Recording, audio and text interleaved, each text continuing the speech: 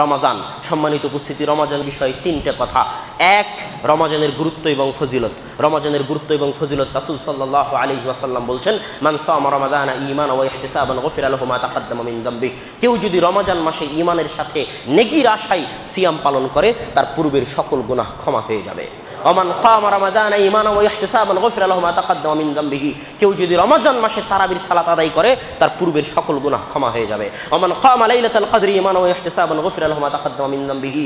আর যদি কেউ রমাজান মাসে লাইলাতুল কদরের রাত জাগরণ করে, তার পূর্বের সকল গুনাহ ক্ষমা হয়ে যাবে।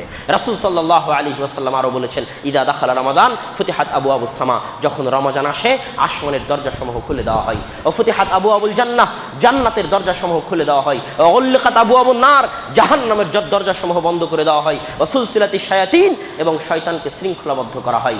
রমাজান এমন একটি মাস, যে মাস সম্পর্কে আল্লাহ সুবহানাহু ওয়া তাআলা পবিত্র কোরআনের সূরা বাকারার মধ্যে বলেছেন, শাহরু রমাদান আল্লাযী উনজিলা ফীহিল কোরআন।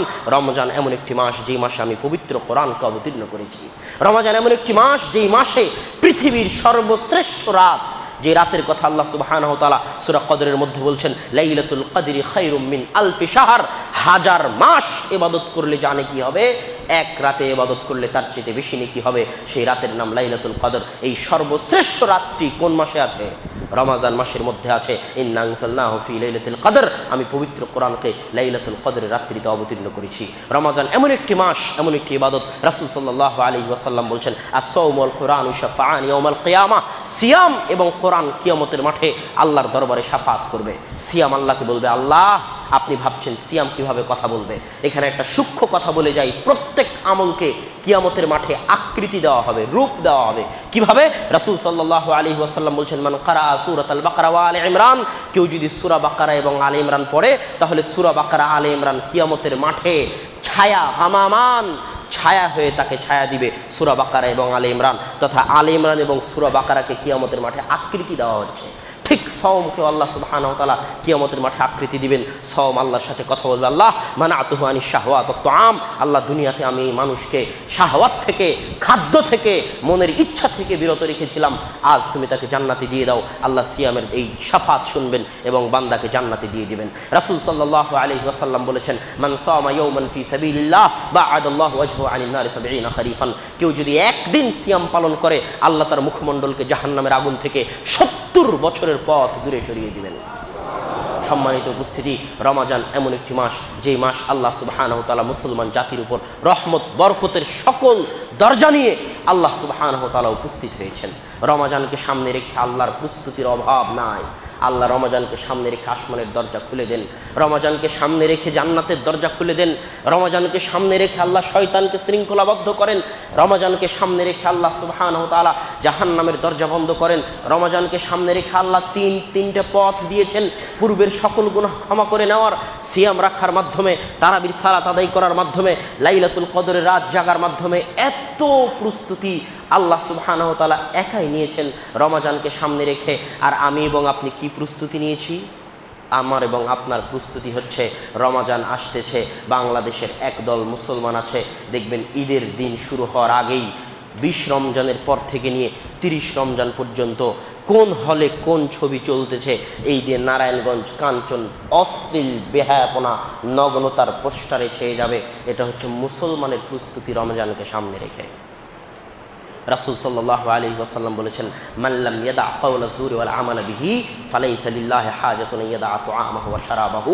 কেউ যদি রমাজান আসার পরেও গুনাহের কাজ পরিত্যাগ করতে না পারে, কেউ যদি রমাজান আসার পরেও গুনাহের কাজ পরিত্যাগ করতে না পারে, তাহলে আল্লাহ সুবহানাহু ওয়া তাআলার চারেনা প্রয়োজন নাই তার না খেয়ে থাকার। যে আল্লাহ এত আবেগ, এত উৎসাহ, এত মাহাত্ম্য নিয়ে রমাজানের জন্য এত ব্যাপক প্রস্তুতি নিয়ে উপস্থিত হয়েছেন, সে আল্লাহর এত দয়া, এত বরকত, এত রহমতকে উপেক্ষা করে যে মুসলমান গুনাহের কাজ বন্ধ করতে পারে না, ওই মুসলমানের রমাজানের সিয়াম রাখার বিন্দুমাত্র মূল্য আল্লাহর দরবারে নাই।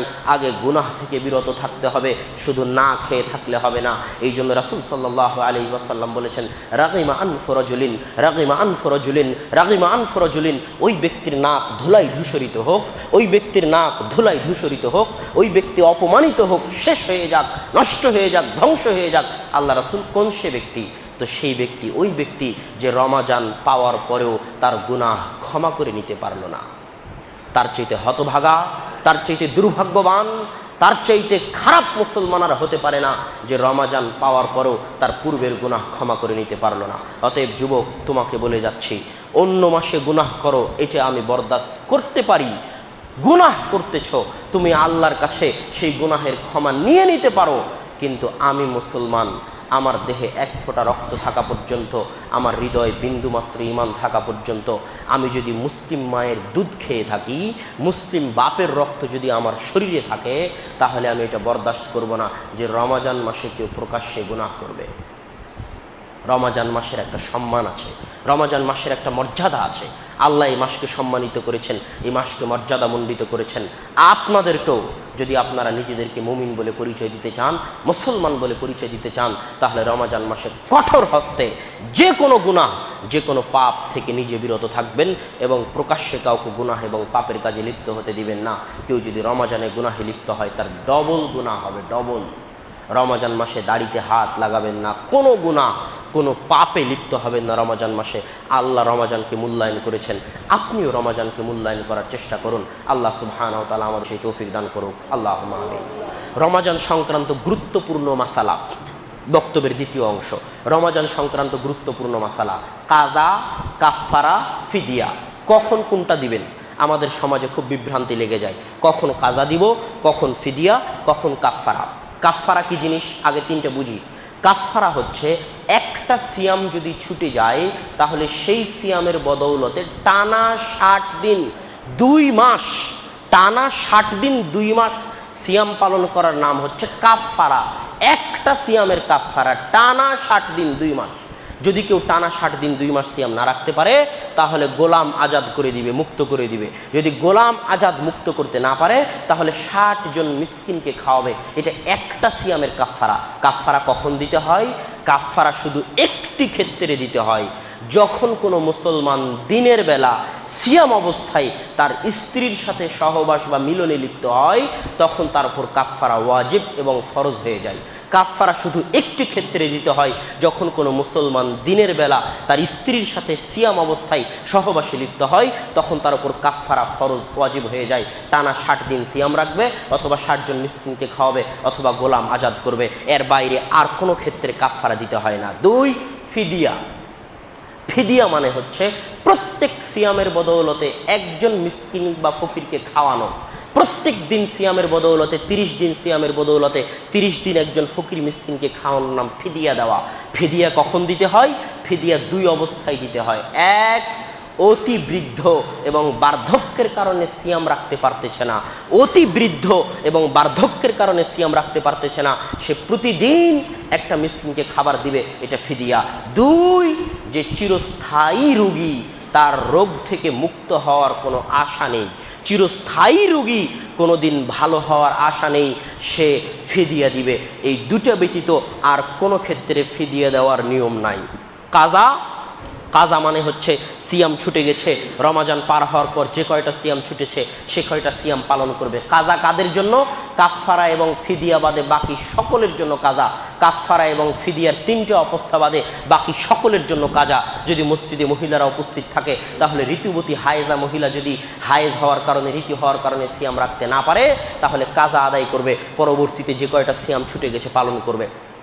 পেটে সন্তান আছে, সিয়াম রাখতে পারতেছে না, সিয়াম ছেড়ে দিবে, যে কয়টা সিয়াম ছুটে যাবে পরে কাজা আদায় করে নিবে। সন্তানকে দুধ পান করাবে, সিয়াম রাখতে পারতেছে না, সিয়াম ছেড়ে দিবে, যে কয়টা সিয়াম ছুটে যাবে পরে কাজা আদায় করে নিবে। এইভাবে যত আর বাকি অবস্থা আছে, সামান্য অসুস্থ, সফর করতে চাচ্ছে, সফরের অবস্থায় আছে, তার সিয়াম ছুটে গেলে সে পরবর্তীতে কাজা আদায় করে নিবে। তবে আরও একটি অবস্থা আছে যেটা মনে রাখা জরুরি, সেটা হচ্ছে গর্ভবতী, দুগ্ধদানকারিণী, ঋতুবতী, অসুস্থ, মুসাফির, তাদের জন্য তো আল্লাহ ছাড় দিয়েছে যে তুমি চাইলে সিয়াম ছাড়তে পারো, তুমি চাইলে সিয়াম ছাড়তে পারো, তুমি সিয়াম রাখিও না, তুমি সিয়াম ছেড়ে দাও, পরে কাজা আদায় করে নিও। এটা তো আল্লাহর দেওয়া ছাড়। কিন্তু আমি সুস্থ মুসলমান, আমি পরীক্ষার অজুহাত দিয়ে, মিথ্যা অজুহাত দিয়ে, পরীক্ষার কারণে সিয়াম ছাড়া যাবে না, এমনি সিয়াম ছেড়ে দিলাম, খাদ্য খেয়ে সিয়াম ভঙ্গ করলাম, 15 বছর 16 বছর বয়স হয়ে গেছে, সিয়াম রাখি না, আমি কি করব? আমার জন্য 2টা কাজ। 1, আমি কবিরা গুনাহে লিপ্ত হয়েছি, আল্লাহর দরবারে এই কবিরা গুনাহের ক্ষমা চাইতে হবে যে আল্লাহ আমি সিয়াম রাখতে পারিনি, আমার ভুল হয়ে গেছে, আমি পরীক্ষার নাম দিয়ে সিয়াম ছেড়েছি, অমুকের নাম দিয়ে সিয়াম ছেড়েছি, সিয়াম যে আমার ওপর ফরজ বুঝতে পারিনি, তুমি মাফ করে দাও। তওবা করতে হবে। 2, তার কাজা আদায় করতে হবে। যে কয়টা সিয়াম ছুটে গেছে সে কয়টা সিয়ামের কাজা আদায় করবে। এটা হচ্ছে এদের ক্ষেত্রে যাদের জন্য আল্লাহ ছাড় দেয়নি, কিন্তু স্ত্রী মিলনের মাধ্যমেও ভঙ্গ করেনি, খেয়ে ভঙ্গ করেছে।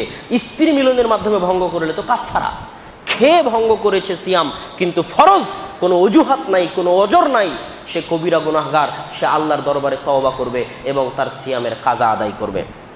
সিয়াম সংক্রান্ত সবচেয়ে গুরুত্বপূর্ণ মাসালা ছিল এটি। এর সাথে আর 2-1টি মাসালা বলে সিয়ামের আলোচনার শেষের দিকে যাওয়ার চেষ্টা করব ইনশাআল্লাহ। আরও একটি গুরুত্বপূর্ণ মাসালা হচ্ছে যে আপনি তারাবির সালাত কয় রাকাত আদায় করবেন। এই বিষয়ে আমাদের দেশে বহু বিতর্ক হয়। আমি একটি হাদিসের সূক্ষ্ম দিক আপনাদেরকে বলে যাব। ওই সূক্ষ্ম দিক যদি মাথায় থাকে তাহলে আপনার সামনে আর কোনোদিন অভিযোগ আসবে না। সেই সূক্ষ্ম দিকটা কি? আয়েশা রাদিয়াল্লাহু তাআলা আনহা বলছেন, লা ইয়াসিদুন নবিয়্যু সাল্লাল্লাহু আলাইহি ওয়াসাল্লাম 11 রাকাতিন ফি রমাদান ওয়ালা ফি গায়রিহি। আল্লাহর রাসূল রমাজান এবং রমাজানের বাইরে 11 রাকাতের বেশি রাতের সালাত আদায় করতেন না। এই হাদিস আপনি বহু শুনেছেন, কিন্তু আমি আপনাকে এই হাদিসের একটা সূক্ষ্ম দিক বলে যেতে চাই। সেটা কি? আয়েশা রাদিয়াল্লাহু তাআলা আনহা চাইলে এটা বলতে পারতেন যে আল্লাহর রাসূল 11 রাকাতের কম আদায় করতেন না। কথা মনে হয় বুঝাতে পারছি না। আয়েশা রাদিয়াল্লাহু তাআলা আনহা চাইলে বলতে পারতেন যে আল্লাহর রাসূল 11 রাকাতের কম আদায় করতেন না, সর্বনিম্ন 11 রাকাত আদায় করতেন, আর বেশি যত ইচ্ছা আদায় করতেন।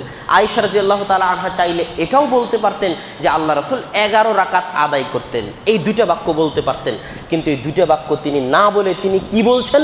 লা ইয়াজিদু, আল্লাহর রাসূল 11 রাকাতের বেশি আদায় করতেন না। এই বাক্যের এই সূক্ষ্ম দিকটার প্রতি যদি কেউ মনোযোগ দেয় আর তার অন্তরে ঈমান থাকে, তাহলে তার সামনে আর কোনো কিছু বাঁধবে না। ফিরে আসতে 11 রাকাতের দিকে আয়েশা রাদিয়াল্লাহু তাআলা আনহা চাইলে বলতে পারতেন আল্লাহ রাসূল 11 রাকাতের কম আদায় করতেন না। তিনি চাইলে বলতে পারতেন আল্লাহ রাসূল 11 রাকাত আদায় করতেন। তার বলার কি দরকার যে আল্লাহ রাসূল 11 রাকাতের বেশি আদায় করতেন না? এই বাক্যটা অতিরিক্ত করার কি দরকার ছিল? এটাই প্রমাণ করে যে এটাই সুন্নাত। আমাদেরকে সর্বোচ্চ সবচেয়ে বেশি 11 রাকাত তারাবির সালাত আদায় করতে হবে। আল্লাহ সুবহানাহু ওয়া তাআলা আমাদেরকে সুন্নাতের দিকে ফিরে আসার তৌফিক দান করুক। আল্লাহুম্মা